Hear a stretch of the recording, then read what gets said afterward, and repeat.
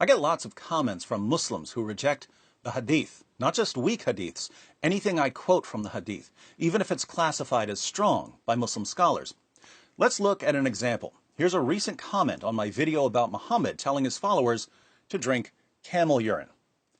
Nowhere in the Quran says that camel urine heals, etc., etc. All is written in Hadith. We Muslim believe Quran because this is the word of God, and Hadith was written after the death of Prophet Muhammad. Therefore, all the Hadith cannot be true because it's written by man. Notice that he wrote, the Hadith cannot be true because it's written by man. So, following this reasoning, if I write 2 + 2 = 4, it's not true because it's written by man. Strange rules Muslims come up with when they're trying desperately to defend Muhammad. Now, to be fair, there is a serious minority position in Islam which rejects the Hadith as authoritative. I had a radio discussion with one of them once. His name is Hamza Abdul Malik.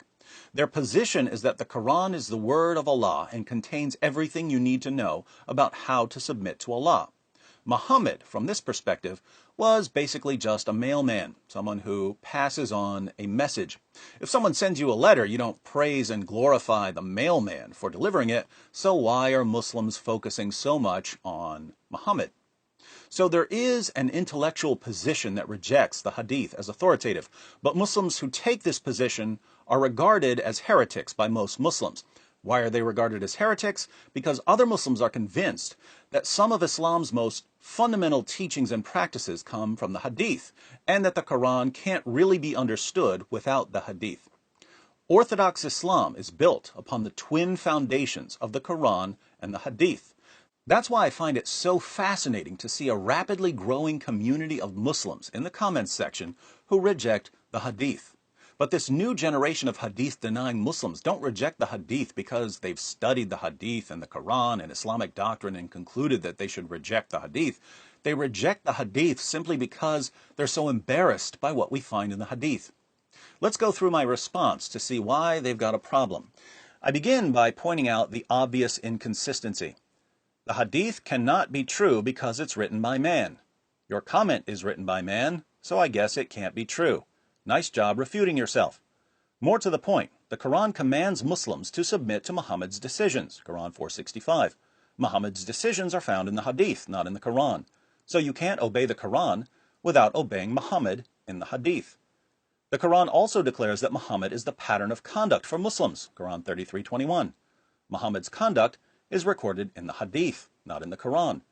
Islam's most basic practices come from the Hadith, not from the Quran.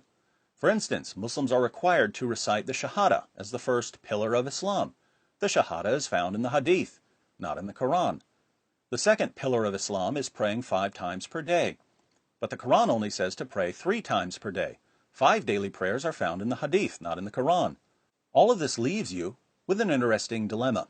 On the one hand, if you reject the Hadith, you have to reject Islam's most basic practices, and you can't even obey the Quran. On the other hand, if you accept the Hadith, you have to accept Muhammad's teachings, which you clearly find revolting, e.g., drinking camel urine. Let me know what you decide. Now, those are just a few of the problems that arise for Muslims if they reject the Hadith. There are more. There are plenty of passages in the Quran that make no sense without examining the historical background in the Hadith. We don't even know how the Quran was put together without going to outside sources. But my response draws attention to a problem for the new generation of Quran-only Muslims. The older generation of Quran-only Muslims adopted a particular theological position, and they accepted the consequences of denying the Hadith. The new generation of Quran-only Muslims say that they reject the Hadith, even though their beliefs and practices come from the Hadith. In other words, they pray 5 times per day without realizing that this comes from the Hadith. They recite the Shahada without realizing that this comes from the Hadith. Informed Quran-only Muslims, people like Hamza Abdul Malik, don't pray 5 times per day. They don't recite the Shahada. I asked Hamza if he recites the Shahada. He said, nah, it's shirk. It's shirk because it includes Muhammad in a creed alongside Allah. So there are consequences for Muslims who reject the Hadith. If our Muslim friends want to reject the Hadith, that's fine with me. But we need to explain to them what that entails. If they're going to reject the Hadith, They need to reject all of the teachings and practices that come from the Hadith and not from the Quran. And when they do that, there goes most of Islam.